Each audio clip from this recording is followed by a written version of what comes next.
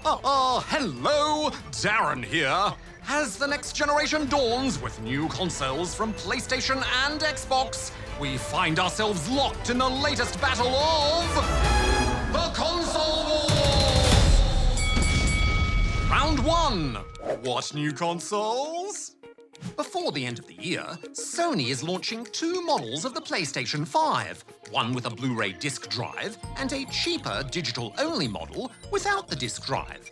But other than that, they are identical, so games will run exactly the same on either machine. Microsoft, meanwhile, has announced the Xbox Series X, which is their premium next-gen console. And it's strongly rumored that there is also a Series S Xbox console coming, which may be a cheaper and less powerful console targeting lower resolutions. Round 2. The design. The PS5 has a rather striking, futuristic look that will stand out in any room, while the Xbox is literally a box that will blend into an entertainment unit easily. Both can be stored either vertically or laid down on their sides, which is helpful as they are quite large. Based on estimates, the PS5 is one of the largest consoles ever made, while the Xbox is a rather thick box.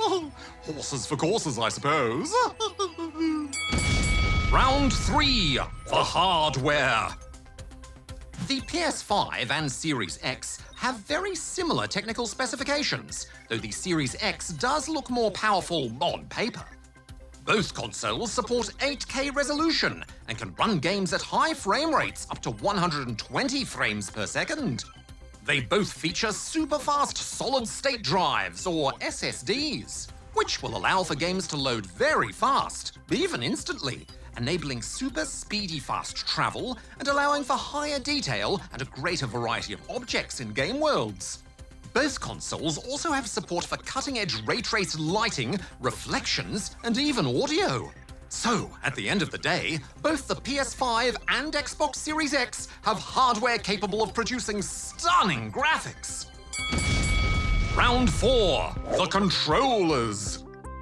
The new Xbox controller features a slightly tweaked body, a new D-pad design, and a share button for taking and sharing screenshots and videos. Improved wireless technology will also mean there's less time from when you press a button to when the action happens on screen. The PS5 controller, called the DualSense, has had a more significant redesign, with a built-in microphone, improved rumble, and the triggers will be able to provide adaptive resistance, which could, for example, let you feel the tautness of a bowstring. Round 5. Compatibility. At launch, the PS5 will be able to run most of the top 100 most played PS4 games, with the vast majority of PS4 games to be made compatible over time. There are also rumors of plans for older games perhaps being emulated over cloud streaming services in the future. The new Xbox can play all Xbox One games at launch, as well as any backwards compatible 360 and original Xbox games. Kinect games are no longer supported, though. The extra power in both PS5 and Xbox Series X will be available too, so older games should automatically run at their maximum potential frame rates and resolutions.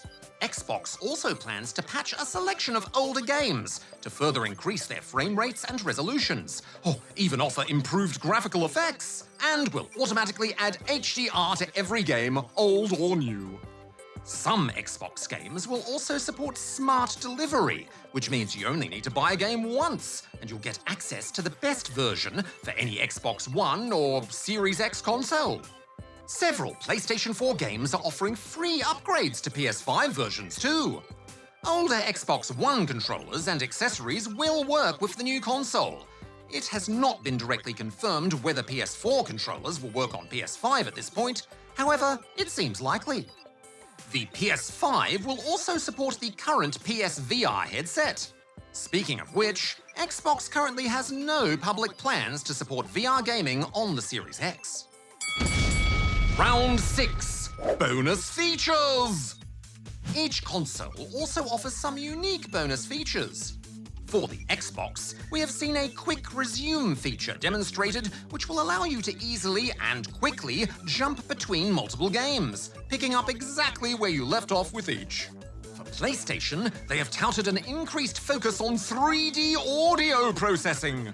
Dedicated audio hardware should allow for much more detailed sound, while special profiles that take into account how individual users hear also aims to provide surround sound-like audio to stereo sources like TV and headphones. Round 7. The games. Of course, a console's games library is the only thing that truly matters, because a console without good games is like a broken pencil. Pointless. But it's only years from now, when we are discussing the next generation, that we'll be able to look back and see how this latest battle of the console wars was won and lost.